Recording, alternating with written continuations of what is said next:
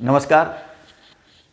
पिछले वीडियो में हमने आपको संघ और राज्य के वित्तीय स्रोतों या उनसे संबंधित कुछ चीज़ों के बारे में बताया और हमने आपको बताया था कि हम आपको केंद्र और राज्य के वित्तीय संबंधों के बारे में आने वाले वीडियो में पढ़ाएंगे। तो कुछ चीज़ें तो हम आपको पढ़ा चुके हैं और कुछ चीज़ें हम आपको इसमें बताएंगे। तो पिछले वीडियो में हमने कंटीजेंसी फंड तक पढ़ाया था और बताया था कि किस तरीके से संघ और राज्य दोनों के स्तरों पर एक आकस्मिक निधि आकस्मिक आवश्यकताओं की पूर्ति के लिए होती है। संघ की आकस्मिक निधि से लेन देन राष्ट्रपति की अनुमति से होता है और राज्य की आकस्मिक निधि जो है वो उससे लेन देन राज्यपाल की अनुमति से होता है। वो संघ की आकस्मिक निधि राष्ट्रपति के अधीन होती है और राज्य की राज्यपाल के अधीन होती है। आवश्यकता अनुसार जो आकस्मिक आवश्यकताएं होती हैं मतलब उनके लिए धनराशि इससे निकाली जाती है और एज सून एज पॉसिबल फिर संचित निधि से उसमें उतनी धनराशि निकाल के डाल दी जाती है, इसीलिए उसको रिवॉल्विंग फंड कहते हैं। अब आते हैं उसके बाद है अनुच्छेद 268। कौन सा अनुच्छेद है महत्वपूर्ण? अनुच्छेद 268, क्योंकि हमने आपको शुरू से ही क्रम से पढ़ाया है। हम ABCDEFG चल रहे हैं, हम कूद के नहीं पढ़ाए हैं, क्योंकि कई बार ऐसा होता है कि आने वाली जो चीज़ होती है वो पिछली चीज़ से रिलेटेड होती है, कोरिलेटेड होती है। अगर हम पिछला नहीं जानेंगे तो अगला समझ में नहीं आएगा। खैर, अब आते हैं अनुच्छेद 268 पर। अनुच्छेद 268 जो है वो संबंधित है, वो कहता है कि संघ द्वारा उद्गृहित लीव्ड किए जाने वाले किंतु राज्यों द्वारा संग्रहित जो राज्यों द्वारा संग्रहित किए जाने वाले और विनियोजित किए जाने वाले जो शुल्क हैं उनके संबंध में ये बताता है। क्या बताता है? अनुच्छेद 268 का संबंध किससे है? कि अनुच्छेद 268 का संबंध है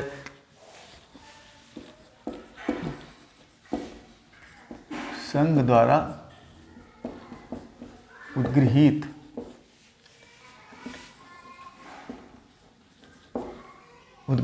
संघ मतलब संघ द्वारा लगाए जाएंगे, उद्गृहित किए जाने वाले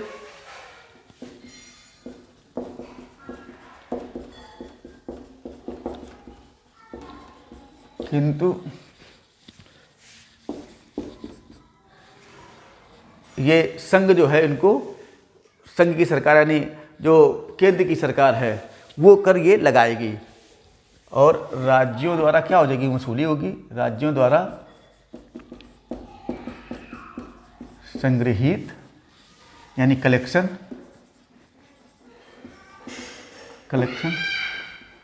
और विनियोजित किए जाने वाले शुल्कों के बारे में प्रावधान है।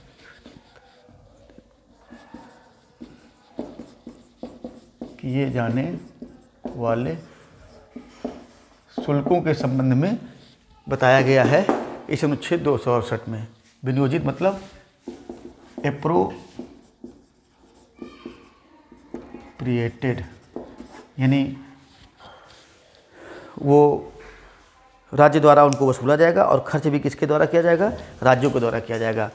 देखिए, हम कोशिश करते हैं कि आप जो हमारे संविधान में शब्द प्रयोग किए गए हैं उनका प्रयोग करें। पहले शुरू में हम जानबूझ करके उनका प्रयोग करते हैं ताकि कभी अगर आपको वो शब्द मिले तो आपको ये ना लगे कि यार ये तो हमने पढ़ा नहीं, ये तो हमने सुना ही नहीं। और जब आप 10-20 बार उनको पढ़ेंगे तो वो शब्द भी आपके लिए सरल हो जाएंगे। अब मैं जैसे कई बार पढ़ताओं को पढ़ा रहा हूँ तो फिर मुझे यही शब्द ज़्यादा सरल लगने लगे हैं कि संघ के द्वारा उद्गृहित, संघ के द्वारा संग्रहित या कि फलाने के द्वारा विनियोजित। लेकिन अगर हम इनको सरल शब्दों में कहें आम भाषा में तो इसका मतलब ये है कि संघ के द्वारा लगाए जाने वाले, राज्यों के द्वारा कलेक्ट किए जाने वाले, वसूले जाने वाले और फिर राज्यों के द्वारा खर्च किए जाने वाले कर कौन से हैं, शुल्क कौन से हैं। तो मुख्य रूप से इस अनुच्छेद में 2 करों के बारे में बताया गया है। 2 हैं लेकिन एक मुख्य रूप से है जो आप जानना चाहिए कि संघ सूची में उल्लिखित जो स्टाम्प शुल्क है, मतलब संघ सूची में उल्लिखित स्टाम्प शुल्क जो है वो ऐसा शुल्क है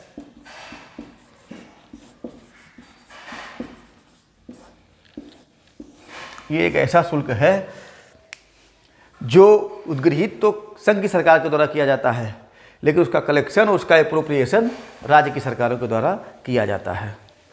तो एक तरीके से ये हो गया आपका अनुच्छेद 268।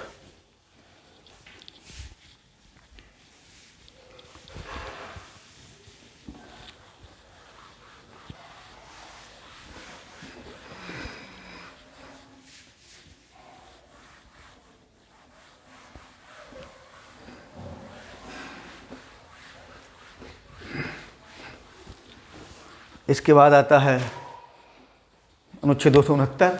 अनुच्छेद 269 में संघ द्वारा उद्गृहित और संग्रहित किंतु राज्यों को सौंपे जाने वाले करों का विवरण है। इसके बाद सबसे महत्वपूर्ण अनुच्छेद जो एक अभी बाद में जोड़ा गया है और वो है अनुच्छेद 269 का। और अनुच्छेद 269 का और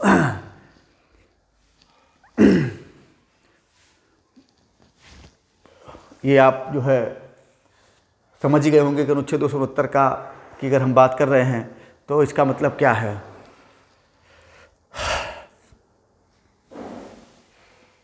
अनुच्छेद 269 का संबंध है अंतर्राज्यिक व्यापार एवं वाणिज्य के अनुक्रम में, मतलब इन कोर्स ऑफ वाणिज्यिक अनुक्रम जो मतलब होता है, तो ये है अंतर्राज्यिक व्यापार एवं वाणिज्य के अनुक्रम में माल और सेवा कर का उद्ग्रहण, माल और सेवा कर मतलब GST, goods and services tax, उद्ग्रहण और संग्रहण, ये बताया गया है आपका अनुच्छेद 269 का में।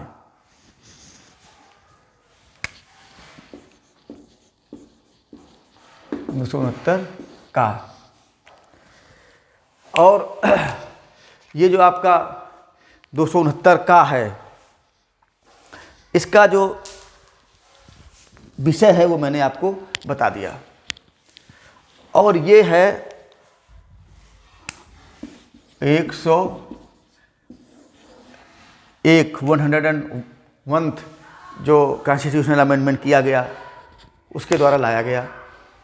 और ये कहता है कि भारत सरकार द्वारा संग्रहित, भारत सरकार द्वारा उद्गृहित मतलब भारत सरकार द्वारा लगाया जाने वाला, और भारत सरकार के द्वारा संग्रहित जो है वो माल एवं सेवा कर जो है भारत सरकार के द्वारा उद्गृहित किया जाएगा, भारत के सरकार के द्वारा संग्रहित किया जाएगा। और संसद द्वारा कानून बनाकर स्थापित की जाने वाली जीएसटी काउंसिल माल एवं सेवा कर परिषद की सिफारिशों के आधार पर संघ और राज्य में से विभाजित किया जाएगा। आप समझ गए होंगे जो मैं क्या कहना चाह रहा हूँ। सीधे सीधे ये जो अनुच्छेद 269 का है ये संबंधित है बहुचर्चित जीएसटी से, गुड्स एंड सर्विसेज टैक्स से, जो भारत में 1 जुलाई सन 2017 से लागू किया गया। ये भी डेट पूछी जाती है और बहुत दिनों तक पूछी जाती रहेगी कि भारत में जीएसटी कब से लागू की गई। तो याद रखिए 1 जुलाई 2017 से, बहुत पूछी जाएगी। अभी आने वाले 10 साल तक ये डेट पूछी जाएगी कि कब से लागू की गई। तो जीएसटी लागू हो गया भारत में, बहुत सारे अप्रत्यक्ष कर इसमें समाहित कर दिए गए हैं, स्टेट के और सेंट्रल के। बहुत सारे अप्रत्यक्ष करों को मिलाकर के अब एक कर बना दिया गया है, एकीकृत आर्थिक व्यवस्था की स्थापना के लिए भारत में, और वो है जीएसटी। 1 जुलाई सन 2017 से भारत में लागू हो गया। और जीएसटी किसके द्वारा उद्गृहित किया जाएगा, किसके द्वारा लगाया जाएगा? संघ की सरकार के द्वारा, उनके द्वारा संग्रहित किया जाएगा। और इसका वितरण होगा संघ और राज्यों के बीच में। लेकिन वितरण का आधार क्या होगा, वितरण की प्रक्रिया क्या होगी, वितरण के संबंध में और बहुत सारे चीज़ें क्या होंगी, उसकी सिफारिश करने के लिए संसद के द्वारा स्थापित कर दी गई है एक जीएसटी काउंसिल। और बहुत इंपॉर्टेंट यही, ये पूछा जाएगा आने वाले समय में, बहुत पूछा जाएगा। और जीएसटी काउंसिल की व्यवस्था कर दी गई है 279 का में। ऐसा नहीं कि जीएसटी काउंसिल का जिक्र 269 का में नहीं है। 269 का में सिर्फ इतना ही बताया गया है कि संसद द्वारा कानून बनाकर स्थापित माल एवं सेवा कर परिषद की सिफारिश के आधार पर संघ और राज्यों के बीच में जीएसटी का विभाजन हो गया, यानी जिक्र है। लेकिन जीएसटी के बारे में व्यापक प्रावधान किसमें किए गए हैं? 279 का में। और 279 का कहता है कि संसद कानून बना करके जो है एक माल एवं सेवा कर परिषद की स्थापना करेगी, और इस माल एवं सेवा कर परिषद का एक अध्यक्ष होगा और कुछ सदस्य होंगे।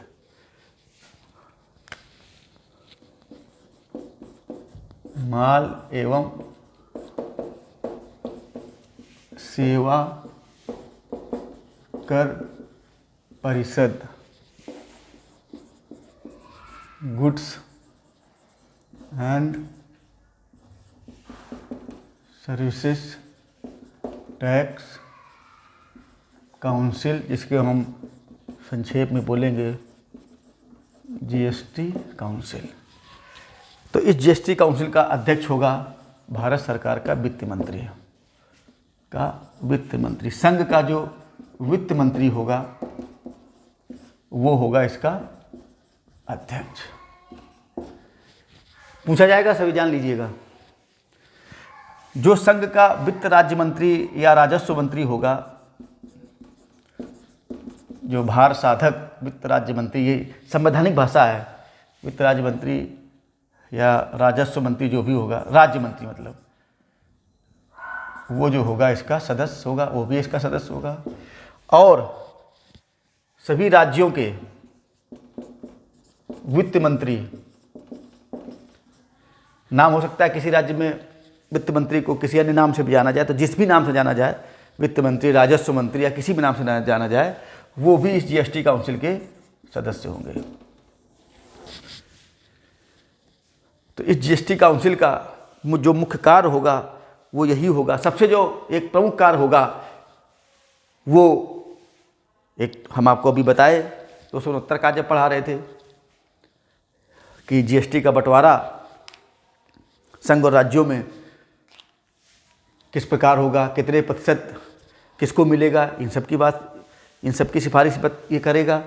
और इसके अलावा इसका सबसे जो महत्वपूर्ण काम होगा इस जीएसटी काउंसिल का, वो जो उसकी जो सिफारिशें आएंगी जिस क्षेत्र से संबंधित, जो मुख्य इसका काम होगा वो ये होगा कि यही जीएसटी काउंसिल ये बताएगा कि संघ, राज्यों और स्थानीय निकायों के द्वारा उद्गृहित कौन से कर, मतलब टैक्स, उपकर जो है और अधिभार, सरचार्ज जो जीएसटी में सम्मिलित किए जाएं।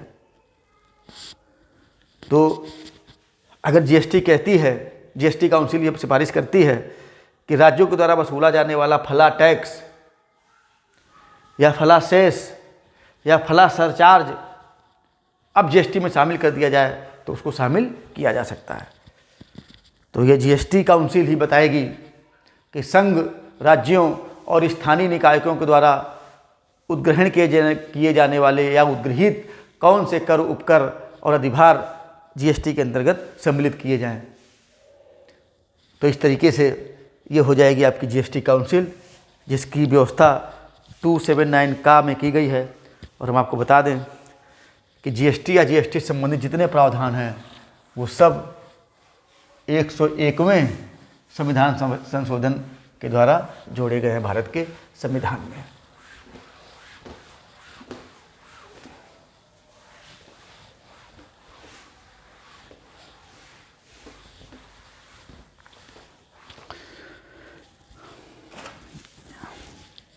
ये वाला टॉपिक थोड़ा आपको टफ लग रहा होगा, क्योंकि इसमें फुटकर चीज़ें बहुत हैं।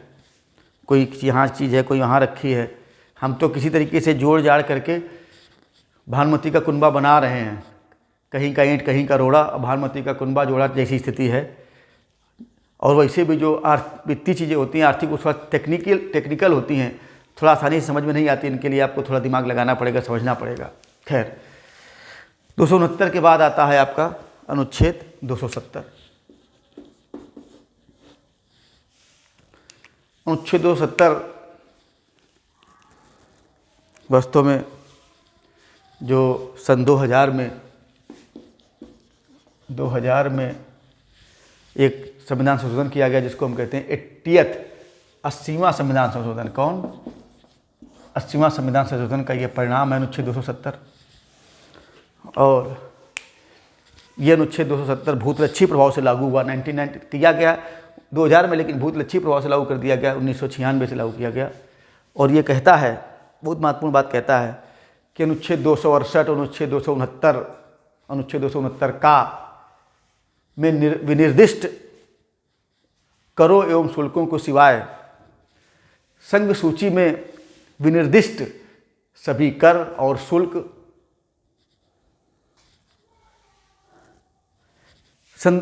अनुच्छेद 271 में विनिर्दिष्ट कर और शुल्कों पर जो अधिभार लगेगा वो सब जो हैं, जो वास्तव में संघ द्वारा उद्गृहित और संग्रहित किए जाएंगे, उन सब का बंटवारा केंद्र और राज्य के बीच में होगा। यानी हम जब 270 पढ़ा रहे हैं तो उसमें 270 में 271 का जिक्र आया है। एक बार हम आपको फिर समझाऊँ क्या कह रहा है। ये अनुच्छेद 270 ये कहता है कि अनुच्छेद 268 में जो कर दिए गए उनको छोड़ दिया जाए, जो 269 में दिया गया उनको छोड़ दें। उनके बारे में छोड़ का मतलब ये कह ये रहा है कि जो 268 में दिए गए हैं वो तो 268 के अनुसार होगा, जो 268 में व्यवस्था दी गई है उसके अनुसार चलेगा, हमें उससे मतलब नहीं।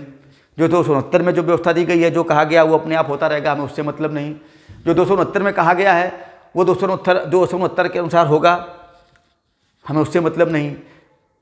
तो 268, 269, 269 का में जो विनिर्दिष्ट कर एवं शुल्क हैं उनको छोड़ दिया जाए, यानी उनके सिवाय संघ सूची में विनिर्दिष्ट सभी कर और शुल्क, यहां तक कि अनुच्छेद 271 के तहत शुल्कों और करों पर संघ के प्रयोजन के लिए लगाया जाने वाला अधिभार, इन सब का विभाजन, यानी ये है, यानी जितने इन 268, 269, 269 का में जो जिन कर और शुल्कों का जिक्र किया गया उनके सिवाय संघ सूची में विनिर्दिष्ट सभी कर और शुल्कों का विभाजन, यहाँ तक कि 271 के तहत वसूला जाने वाला सरचार्ज का विभाजन भी संघ और राज्यों के बीच में किया जाएगा। और उसकी प्रक्रिया क्या होगी, उसका आधार क्या होगा, उसके पैरामीटर्स क्या होंगे, उसका वर्णन भी इसी अनुच्छेद के खंड 2 में किया गया है, हमें बहुत उसके लिए जानने की आवश्यकता नहीं है। लेकिन फिर आप इसी सिलसिले में तुरंत पढ़ लेते हैं अनुच्छेद 271। अनुच्छेद 271 वो ये क्या कहता है? अनुच्छेद 271 कहता है वही जो अभी हमने बताया कि कुछ करों और शुल्कों पर संघ के प्रयोजन के लिए अधिभार लगाया जा सकता है। यानी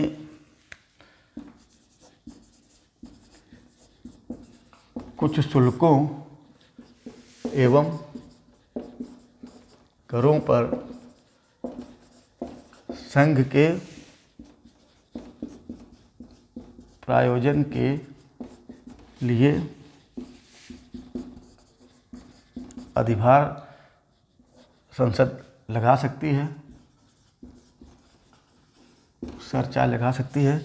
और महत्वपूर्ण बात यह है कि इस सरचार्ज के द्वारा जितनी भी प्राप्तियां होंगी, जो भी आगम होगा, वो सब भारत की संचित निधि का भाग होगा, भारत की संचित निधि का भाग होगा। यानी 271 में बहुत महत्वपूर्ण बात कह दी गई कि इसका विभाजन संघ और राज्य के बीच में नहीं होगा, भले इसके पहले कुछ भी कहा गया हो, नहीं होगा, ये कहा गया 271 में।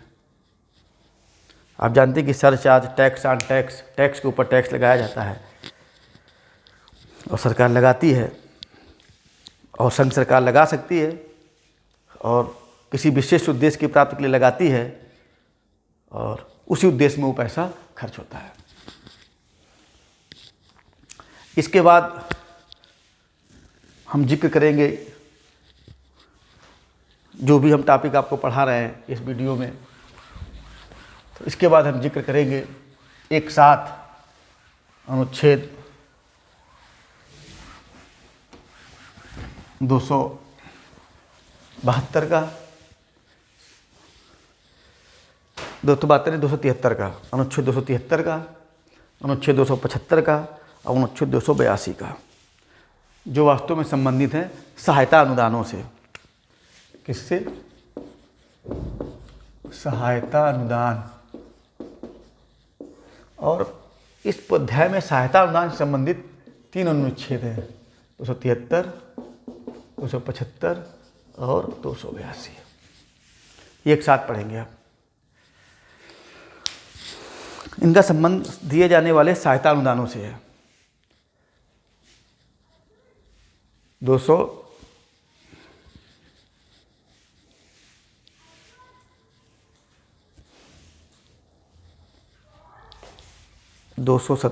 271 और ये जो है आपका जो सहायता अनुदान होंगे, तो जो पहला सहायता अनुदान है वो संबंधित है असम, बिहार, उड़ीसा और पश्चिम बंगाल से संबंधित है। ये राज्य जो हैं जूट उत्पादक राज्य थे। तो जब संविधान बन रहा था, लागू हो रहा था या संविधान बन रहा था, उसी समय व्यवस्था की गई कि इन राज्यों, ये जो तीनों चारों राज्य हमने बताए, तो इस अनुच्छेद में व्यवस्था कर दी गई कि जूट और जूट उत्पादों पर निर्यात शुल्क के स्थान पर इन्हें अनुदान दिया जाएगा। लेकिन ये अनुदान सिर्फ 10 वर्षों के लिए था, बस ध्यान ही रखना है आपको। ये अनुदान सिर्फ 10 वर्षों के लिए था। तो एक में मिला बहुत महत्वपूर्ण अनुच्छेद या अनुदान नहीं बचा है, क्योंकि ये इसकी प्रासंगिकता अब समाप्त हो चुकी है। इसके बाद आता है अनुच्छेद 275, जो बहुत महत्वपूर्ण अनुच्छेद है।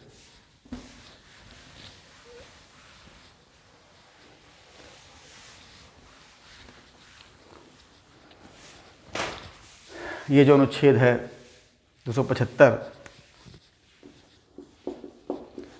ये कहता है कि संघ द्वारा राज्यों को अनुदान, क्या कहता है, संघ द्वारा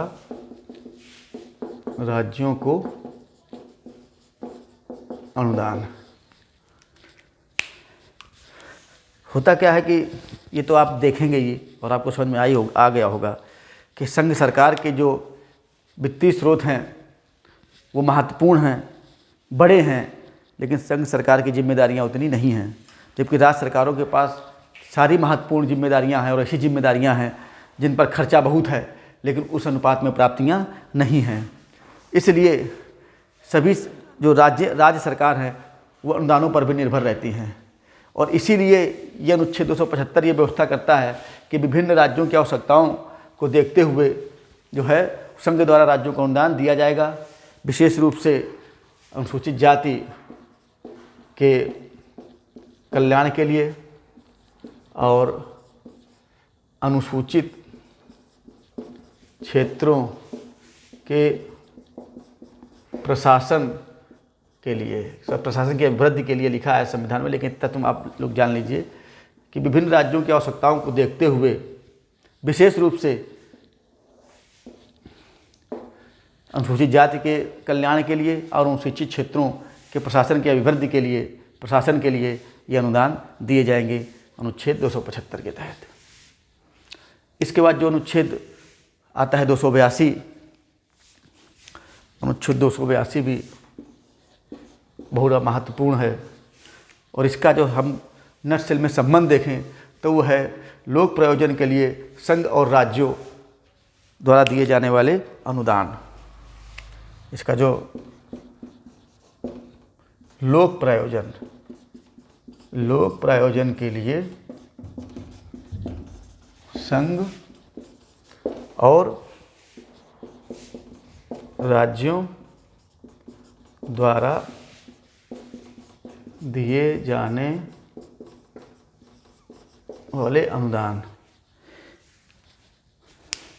ये मुख्य रूप से अनुच्छेद 282 के तहत दिए जाते हैं। और ये जो अनुदान होता है ये संघ की सरकार भी देती है और राष्ट्र की सरकार भी देती है। वास्तव में लोक प्रयोजन के लिए दोनों ही अनुदान देते हैं।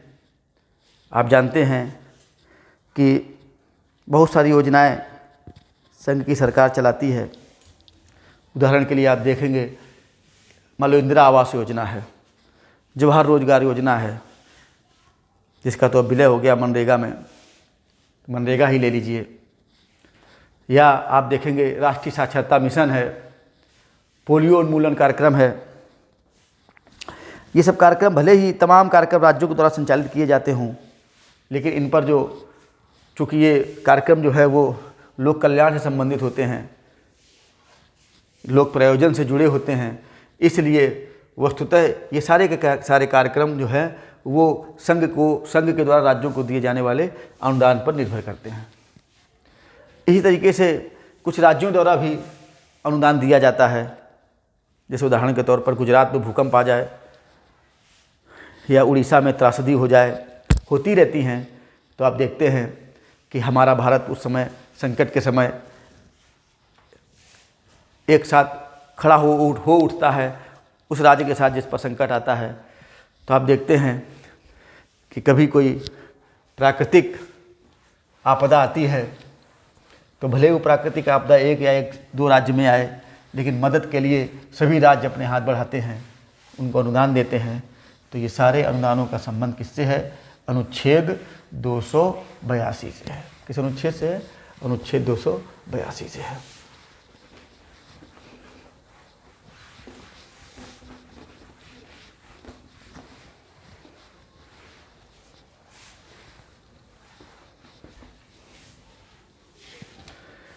तो इस तरीके से हम देखेंगे कि ये जो महत्वपूर्ण अनुच्छेद हैं अभी मैं पढ़ाने के लिए इसमें जो थे, तो हमने आपको सब बता दिए, जिसमें मुख्य रूप से किसको कहाँ से क्या अनुदान मिलता है ये हमने आपको बता दिया। अब हम अगले वीडियो में आपको वित्त आयोग के बारे में बताएंगे और इसी सब्जेक्ट से जुड़े हुए जो अन्य कुछ चीज़ें हैं उनके बारे में बताएंगे। धन्यवाद।